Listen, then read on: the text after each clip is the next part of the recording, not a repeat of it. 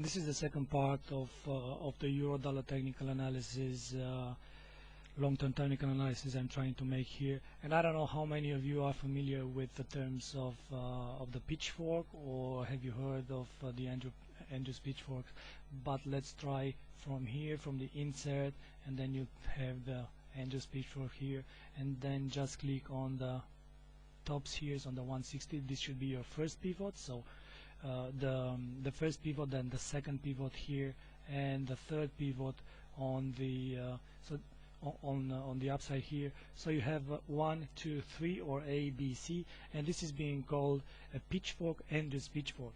Now, whenever you have a pitchfork, it is being formed out of 3 different elements. The line in the middle here, it is being called just like that, the medium line. This is the upper medium line, and this is the lower medium line. Now, the medium line is the most important line in any pitchfork analysis, and it has the tendency to attract price, and not only to attract price, but also offers support and resistance when it is being tested. So under this 75% retracement that makes our possible flat scenario, what I would do, I would measure the upper part, so the distance between the medium line and the upper medium line, with the Fibonacci retracement tool, because I would like to measure. So let me show you how to do it like this, and then copy this Fibonacci and put it here, because I would like to have a parallel line that should go through the 61.8. You see here 61.8 level, so I would like to mark the 61.8 level on the internal structure of this downward channel. And let's make the line like this. So 61.8, there I will have 38.2, which is the 61.8 on the other side, and I will have another line that should go on the 50%, and let's make this line of this color.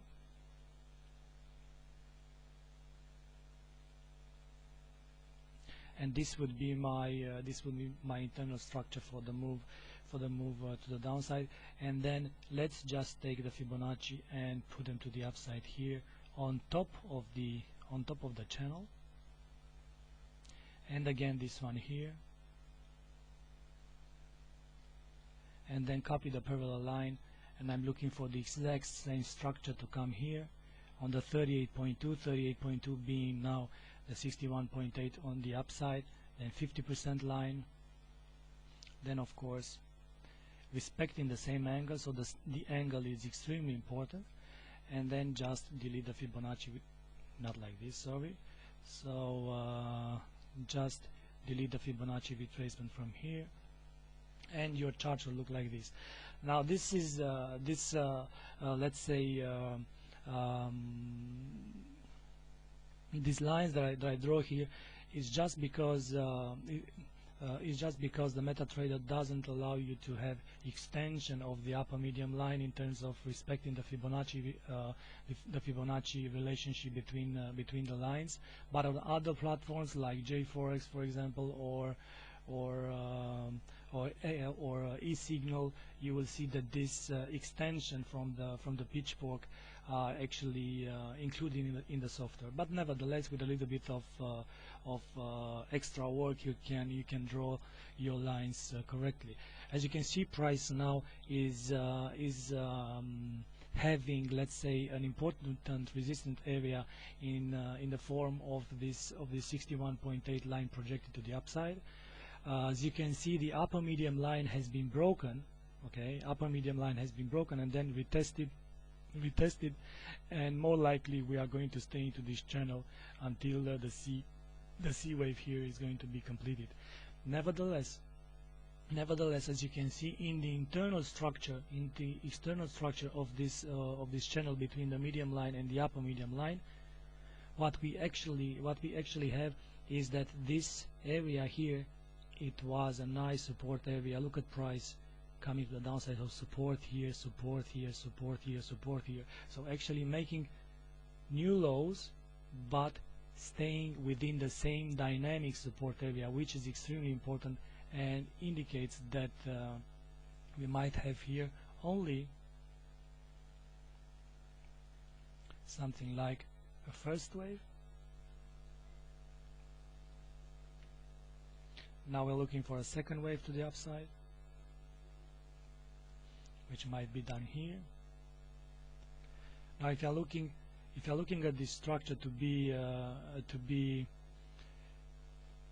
flat has a structure of 3, 3, 5 again. So 3 waves for wave A, 1. So 3 waves, 1, 2, 3 in the form of an ABC. Then 3 waves for the B wave, A, B, C. And then we are looking for 5 waves to the downside. And these 5 waves should complete the flat scenario.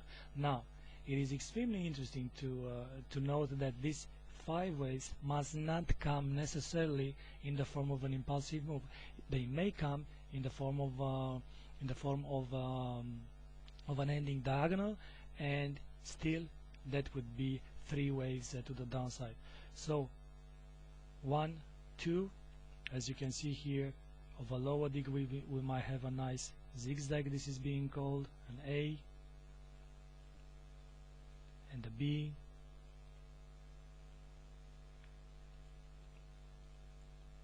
and the C wave here. So A, B, C, a nice A, B, C, and then looking for a move to the downside that should look like this. Looking for a third wave. Highly unlikely that the third wave is going to break this dynamic support area.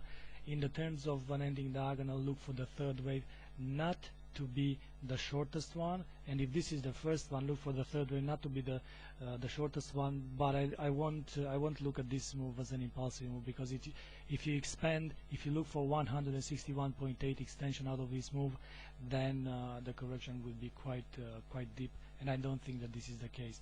So I'm looking for A, B, and C, and this C wave to correct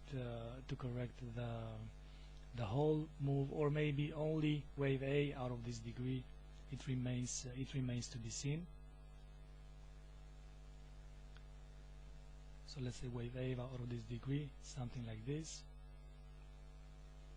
So looking for, this would be the scenario. Let me make this one black.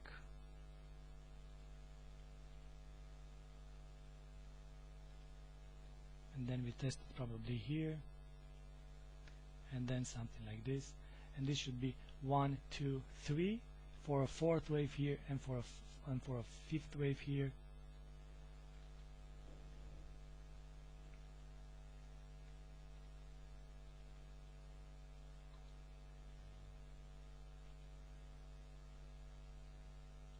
And this to be the end of this move.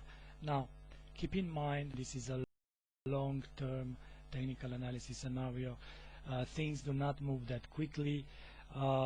Patience is needed, and we need to take things step by step. But looking at this technical picture, we might be the case that this entire correction here to be part of the whole structure from the inception of the currency in the 70s until these days. It remains to be seen.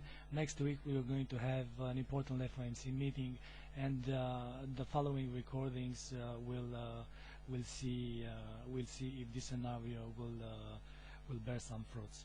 Until then, stay safe on the markets. Bye bye.